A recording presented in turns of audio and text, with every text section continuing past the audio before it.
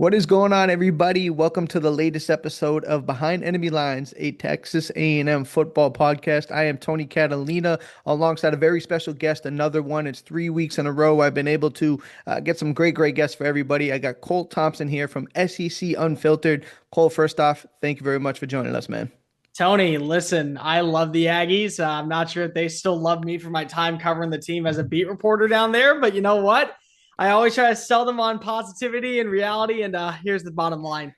Could be a special year out in College Station. And I don't say that often. I usually am one of these people that goes out and says 8-4 is probably the expectation. It may be the end of an era for all we Mm. know, the way the team is looking right now. Yeah, and I know you were in the scrums at SEC Media Days. I saw you in there. We were talking to Mike Elko and everything, so definitely familiar face there. Let's kind of just jump right into it. I mean, obviously we're recording this Monday. First initial AP poll came out, A&M at 19. I'll kind of set the stage for you. Too high, too low, or right in the right spot there for A&M at 19? So I have them ranked at number 17 in mine, so maybe slightly low, but I say just right. And largely it's just due to the way that the season ended last year. With all the positivity that came on beating LSU and finding a way to hold your own against, opponents that in years past probably you would have at least made it a little bit interesting. You were sitting at 7-1, and the only loss was a non-conference loss to Notre Dame early on in the year that went to play for the national championship. But just the overall collapsement of the inability to find any success on the road against South Carolina, the 4 overtime game and a drop pass in quadruple overtime to not beat Auburn, who was going to go 4-8 last year. The Texas game, just the inability to really find an offensive identity. And while you did slow down the Longhorns, it still was a loss and it was in your backyard. So it was 8-4. And 8-4 is probably in that range of 17 through 19. Maybe you can go a little bit higher and say 16, but I don't think that's a negative. I think it's a good starting point. There's a lot of unknown with A&M going into this year. What does Marcel Reed look like as the full-time starting quarterback? What is going to be the defensive adjustments for Mike Elko in year two? How do these transfer portal additions at wide receiver maybe look upgraded compared to what you saw last season with Noah Thomas and Jay Walker? So I think that's a reason why you maybe say 19 is they're showing us disrespect. I think disrespect would be saying putting you at 23. I think that putting you at 25 or leaving you off the list is disrespect. This is a team that when you can finally show me that, yes, they're really turning the narrative and the way the culture is built, I'll put you a little higher. But like for me personally, anybody in that range of, I would say 13 through 20, intermingle them however you want. And you probably have a right combination because they're that close in differentials of what teams are looking for, what they have at X position, what they're missing at this spot. So it's like, we can argue about this. Like I argued with people earlier today about the top nine. And I was like, I don't really care what your top nine says. As long as it's these 9 teams in some order, you're good. Like if you throw in like a Boise State, like your top nine, okay, now we got a problem. But like Texas A&M, you want to compare them to Kansas State, to Illinois, to South Carolina. There's reason that they all are kind of in that teens range because of they all have their faults. They all could be really interesting and break on out. Yeah, absolutely. And so you had touched on it, right? Like that 19 range feels okay. It feels all right. It leaves them some room to obviously prove what they are and what they can be. And obviously the first couple weeks, as long as you survive that, you're not really discovering too much, but that week 3 matchup against Notre Dame at Notre Dame is gonna really get the hype train going or probably cool the jets for this team. So that's a really fascinating dynamic compared to last year. It was like, here's Notre Dame week 1 of a new era. Like, what's it gonna look like? And obviously it wasn't that great, but when you look at it, in a perspective, they played tough against the team that was a national runner-up. So, I mean, this Yeah. team has talent. I think they're more talented than they were last year, but can they put it all together? I feel like that's always the question with Texas A&M. And when I start there, and I guess I move on to my next question for you is, Mike Elko, like you mentioned, year 2, this offseason, the first real offseason, when you look at recruiting and you look at the culture building and you look at the decisions they made, do you see him doing the right pieces here? Or how would you have handled this offseason if you were Mike Elko? Well, Mike Elko, in my opinion, is exactly what Texas A&M needs. Like people look at the flashy hire of Jimbo Fisher, fresh off of a national title, 2 years removed, brings out the red carpet. They give him a pair of cowboy boots. They give him a plaque that says "National Champion 2000." Insert year here. That's not A&M. And it was kind of disingenuous to make A&M that way. A&M is about hard work. It's about physical mentality, and it's about get the job done in between the hot trenches. Like, that's what it is. And so when you hired guys like Bear Bryant, when you hired guys like R.C. Slocum, they were names that demanded physical excellence. And I think that Mike Elko was the right and only hire option that you could go for because of he understands what it means to be an Aggie. He understands what the history of Texas A&M football is, and more importantly, what the successful side of history is. And what was one of the first hires he made? It was bringing in Tommy Moffitt, who was a 3-time national champion strength and conditioning coach, to take over for the weight room that was dreadful. I mean, dreadful at the very end of the Jimbo Fisher era. So I really like the moves that he has gone after since he's gotten on campus. I think he's gotten more comfortable of starting to ask for things. I need this. I need you to go out and bring in this person. Wide receiver room is not at where we want it to be. We need a little bit more speed. Okay, well, Mario Craver's getting looked at by LSU. He's getting looked at by Texas. He's getting looked at by Arkansas for a little bit more money. Throw him what he wants. Bring him here. Like we need that. Like, he's not afraid, I think, to start opening up and demanding these are necessities if you want us to get out of the 8-4 jokes. And that's where you really have seen the change. I think that his defense, a lot of people looked at what he did at Duke, where he took like the 103rd ranked defense, or like the defense that was ranked like in the bottom 30 in every single category. And I think the lowest they were was like 52nd in third down efficiency, but like they were top 40 in everything else. And you figured, well, A&M, they'll change that kind of culture. Well, the thing is that A&M needed to get the dudes in the building, the right dudes that fit for Elko. And so maybe you are losing some pieces, and maybe that you don't have as much as a good pass rush this year, or you don't know what you have at the interior defensive tackle spot outside of Albert Regis in terms of productivity, but you brought in guys that you really like and that you think could be foundational pieces for you. It was another top 15 recruiting class, which shows that, listen, A&M maybe is not going to always be in that top 10 range, but if you have a top 15, you're in, I think, that 10-2 college football playoff attendee range. And so building that kind of continuity was really good. He was able to flip some players at the very last second that were looking at Alabama, that were looking at Texas, that were looking at Ole Miss for a few, and he got them to come to College Station. So he's done a good job of laying down a foreground. And I think that he understands what his team identity is. And the players that he was targeting were going to fit that team identity. Either you're going to be really fast and you're going to make life hell, or you're going to be really strong and you're going to make life hell. And so that's where he has really done a good job of, I think, winning over the offseason. It's got to execute on the field, but I will say, and I have been very hard on Texas A&M for the last probably 7 or 8 years, this is the guy that's going to get you to where you want to go. Like, I don't worry about that. It may not be 2025, but you have the right guy. He's built a foundation. Now he has the culture being slowly indoctrinated to everybody else there. This time next season, we should be talking about A&M in the way that we were talking about them when they had the number 1 recruiting class and didn't prove anything, or when they went 8-1 in a COVID season and still had the 8-4 jokes the following year. Like, this is the version next season, what we should be talking about with Texas A&M. That's a great point. I love that you mentioned that. And I was looking at, obviously we're on the beat here. So I always been hearing the 2020 thrown around, and I've seen it several times. People said this team could be the 2020 version. Obviously that team, Miami, all that.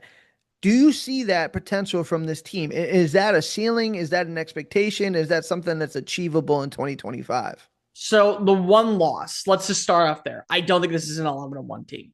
I don't. I think there's too many questions when it comes to who is your secondary pass rusher to pair with Cassius Howell, who is going to be taking on over in the interior, what Marcel Reed is. Like, I still believe he could be I think that we're underselling Marcel Reed at the national perspective, just because of we know him as a runner, and he only had those 2 completions against LSU last season. So maybe we haven't seen him play, but like, I got to watch him when he played against Oklahoma State in the Texas Bowl, like up close and in person. You watch Jalen Henderson go out on the opening drive, and he comes in and he throws for 361 yards. So, like, I personally think that we're kind of underselling who Marcel Reed is going to be as a quarterback.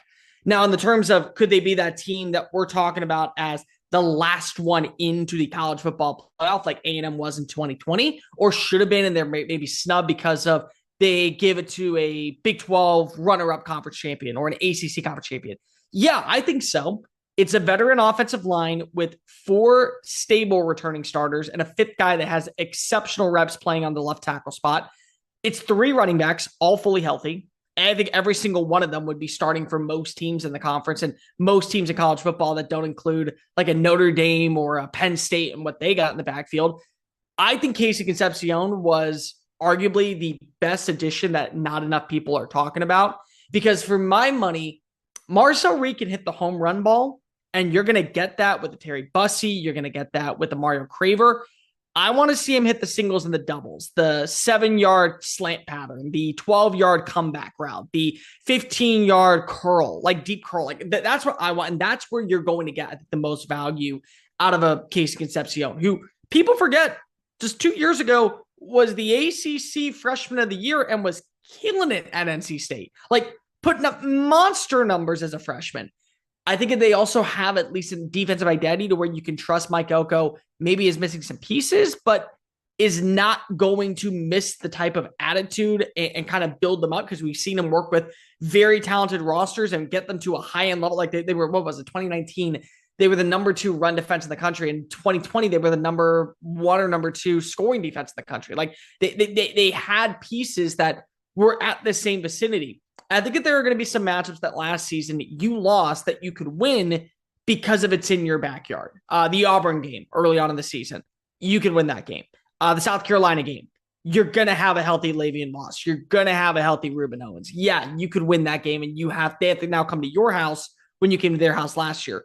Texas, we genuinely do not know what Texas is. It's a lot of blind faith and a lot of we're going to hope that Steve Sarkisian once again has struck oil and the overall atmosphere on game days in Austin is second to none. And that big burnt orange logo is going to carry weight. They may be 9-3 for all we know. I mean, their schedule allows them to be 9-3. Florida, we don't know what they are. So I could see 10-2 for this team. I could easily see them punching their ticket into the college football playoff as like a 9 or a 10 seed. I could also see them finish 9-3 and be in that conversation that Alabama, South Carolina, and Ole Miss were in last year. They lose a game that was a little bit too close for comfort early on in the season. They drop a game that probably they were in control for, and then they don't find a way to get the job done. But then they rattle off, and they're one of the hottest teams to close out 2025, and they just win 5 or 6 games with the LSU matchup, and it's just a boom, boom, boom, and they're beating valuable opponents to where it's very hard for the committee to look at them and say, the branding is there, the national perspective is there, and overall, the strength of schedule and the quality of wins, the way that we talked about South Carolina last season, we have to include Texas A&M in this chatter. I could see that. I could. Yeah, and I'm right there with you. I think everything that you said is real well said. I wanted to circle back to what you kind of started off with there, talking about Marcel Reed. Obviously, this team built around 13 transfer portal additions. A lot of guys, they're expecting big things from this year, but I don't think they expect anything bigger from anybody other than Marcel Reed, in the sense that this kid has to come in and run this offense efficiently. He doesn't have to reinvent the wheel, right? He doesn't have to be out and go out here and be a top 5 quarterback. He just needs to not turn the ball over and see some development. Now, when I look at him as a passer, a lot of that has been made a talking point this offseason, whether right or wrong in that sense. But you look at his 20-plus yard passing attempts, he only took 36 last year in 10 games of action. So when you talk about his struggles, 27.5%, whatever case may be, in his completion percentage, 20-plus yards, this offense isn't really necessarily needed or built around the idea that he has to take a shot all the time, right? So if he's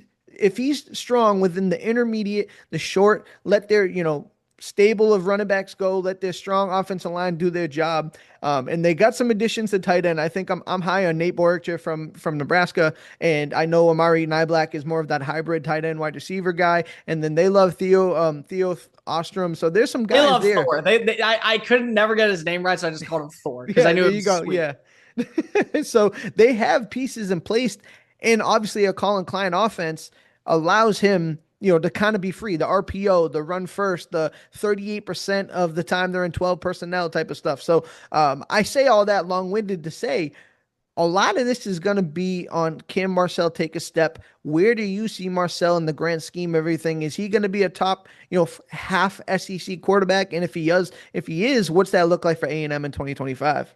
Top half, yes, but top half also means anywhere between 1 through 8. So, I mean, I could have number 8 and that just be it, but I still think he will.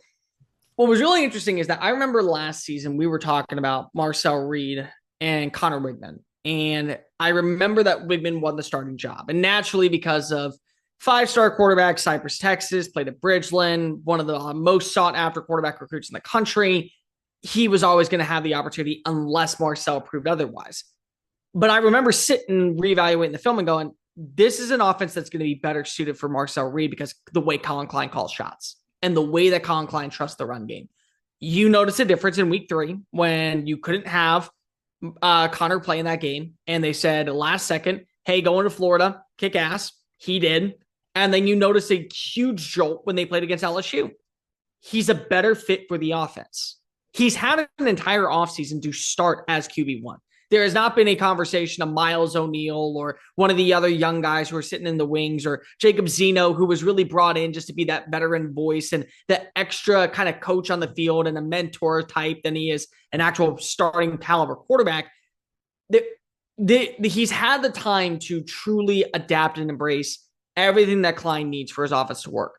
The mobility is going to be such a benefactor for him to be able to continue to keep drives alive, make plays behind the line of scrimmage, and also just add that second element to where defenses are going to have to prepare for the option where you have a Le'Veon Moss back there, and he could easily be the guy on the outside corner, and right before you see him pitch it, he tucks and runs, he takes it upfield, and it's like, it's not Lenore Sellers, but it's probably more so close to DJ Lagway where he gets you about 10 to 12 yards and then slides and just picks up the first down and then hits the reset, which again is a really big thing and a big blessing in disguise. The turnovers for me, I think I've got to turn down. It's got to work at least in some capacity where you're seeing a little bit more balance in the intermediate part of the field, which again, you have the weapons now that maybe you feel a bit more comfortable. I think the other thing is that he has to feel comfortable in the pocket. Like I went back and I watched the Texas game and I thought that there were multiple moments in the red zone where the offense had an opportunity and they caught Texas's defensive backfield slipping. But Reed's mental processing just wasn't there.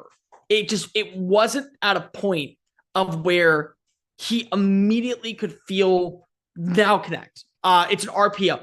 As soon as I see him cut across, boom, get out of my hands. Let's throw it into coverage right here. He'll turn upfield and he'll get it. That to me is where you got to see the improvements, is the confidence of understanding when a play is unfolding, know when to take a shot and not be afraid to let it loose and not be afraid to make a mistake. Because I think last season there were so many times where I got the starting job, but I only have the starting job for now. What happens if Connor wants to come back? Or what happens if I don't do a good enough part? Do they go into the transfer portal and add in another guy? That's where we're at with Marcel Reed. I want to see that confidence of him not being afraid to take those shots on plays that you know you've ran a million times in practice. You've done it efficiently against your defense, which is going to be probably still maybe not a top 30, maybe not a top 20 defense, but top 30, top 35 defense. You can do that in a live game. That's what I'm going to be looking for in this matchup. Yeah, and I'm with you on that. It's funny you say that because Mike Elko has said a few times this year that like they didn't do him any favors in and out of the lineup, and just, didn't really tailor the offense around him. Just a lot of you're in, you're out. So it really struggled. But to your point about the confidence, I think the development, right? Understanding he's in another year, he had this whole offseason to know he was the guy. And from one guy's voice, right? Just my opinion, somebody who's in the room.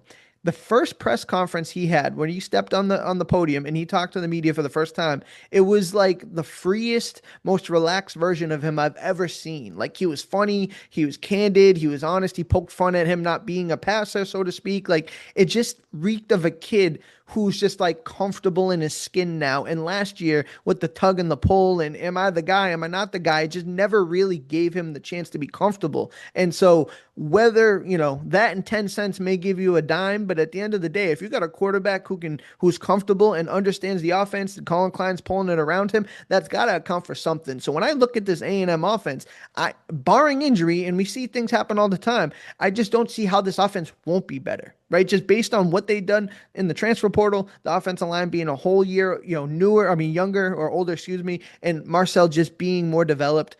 I mean, I'm sitting here thinking that this offense could be as good as they possibly can, whatever that may look like.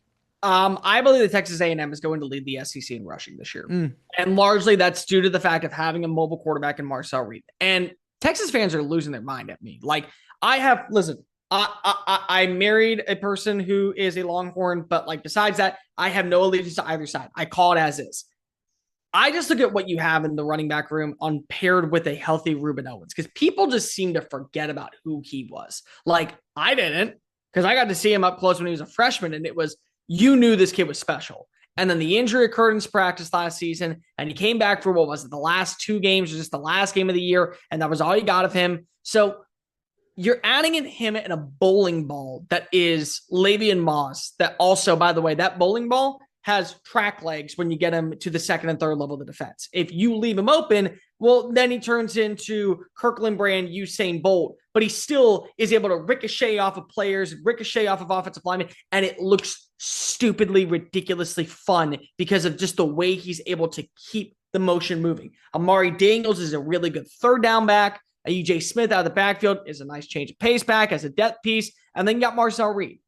So in that standpoint, A&M's offense, I think, is going to improve because of, they're going to, 1, oftentimes win the time of possession, and 2, I think, be a more efficient ground game. The thing that we're going to see, I think, a lot of A&M this year is the Michigan-Penn State game a few years ago where J.J. McCarthy didn't throw a pass in the second half, and they're like, okay, here's what we're going to do.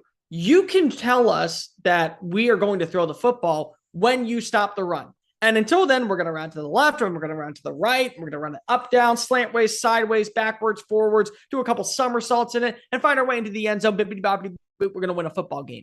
That's going to beat Texas A&M, I think, in a lot of matchups, because of, if you don't trust Marcel Reed, or Marcel Reed does have those hiccups, you already have that secondary punch, and you have an offensive line that's going to create rushing opportunities. So in that sense, yes, I think the offense will be improved. I think that they're going to be more efficient when it comes to scoring, and I think that they will be better in the red zone.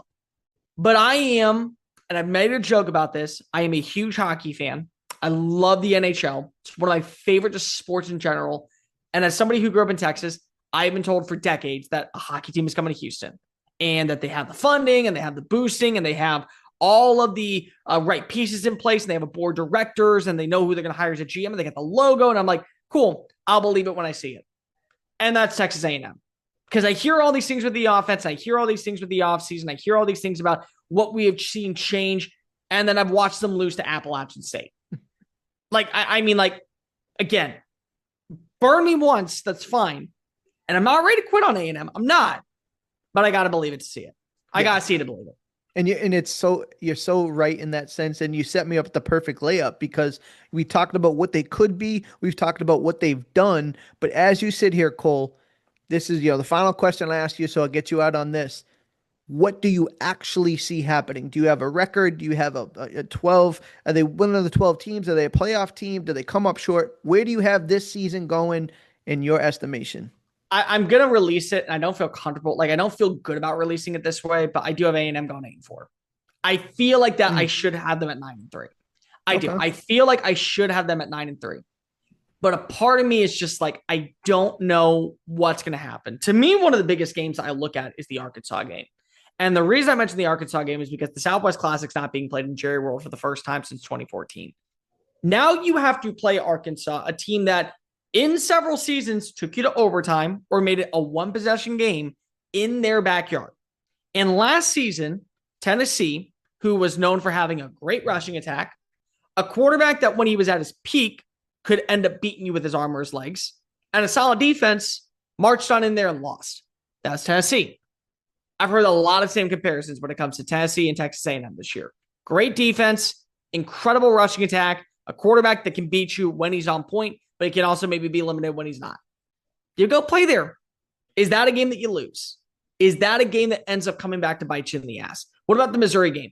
Missouri last season, Eli Drinkwitz said on point Thursday afternoon, that Thursday morning, I didn't have my team prepared for Texas A&M. I didn't. I didn't even come close to thinking that this was going to be that hostile of a game.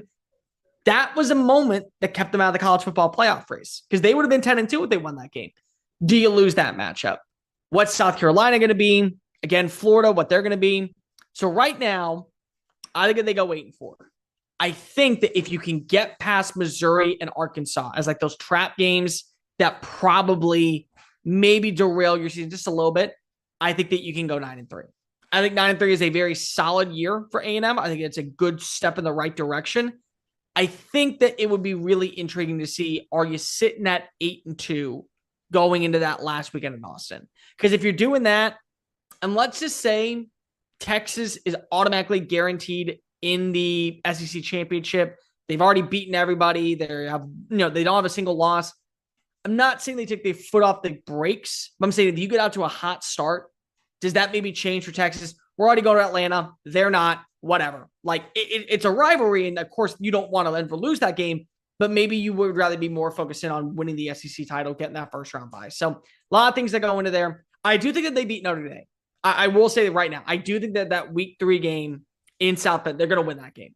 I think they're going to win because they're going to have a better offensive line. I think they're also going to have a rushing attack that can counteract everything Jeremiah Love and Jadarian Price do.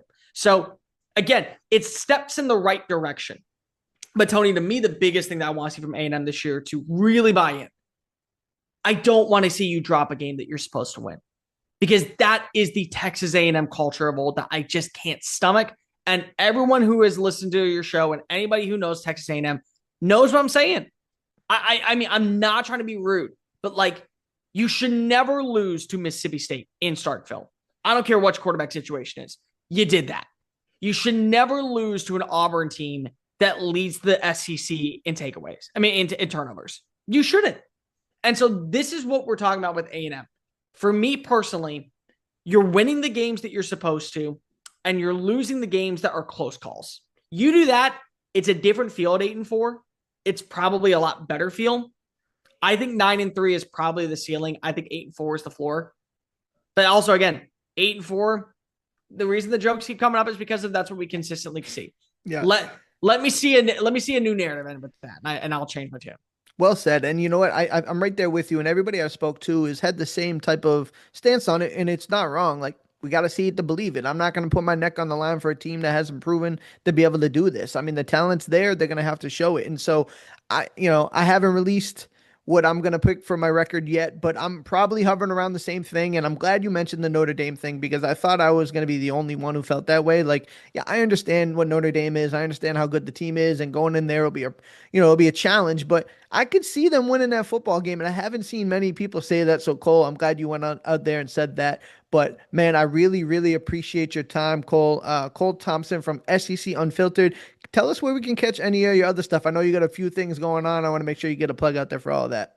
Listen, Aggies, I got to at least win you over a little bit. Getting a top 10 win on the road at where touchdown Jesus is, come on. Like, they can't be much better than that, except maybe ending the Texas 8-4 jokes. You can find me at Mr. Cole Thompson on Twitter, at SEC Unfiltered. We do videos daily. We have 3 live streams per week on Mondays and Thursdays and Sundays, all at 8 p.m.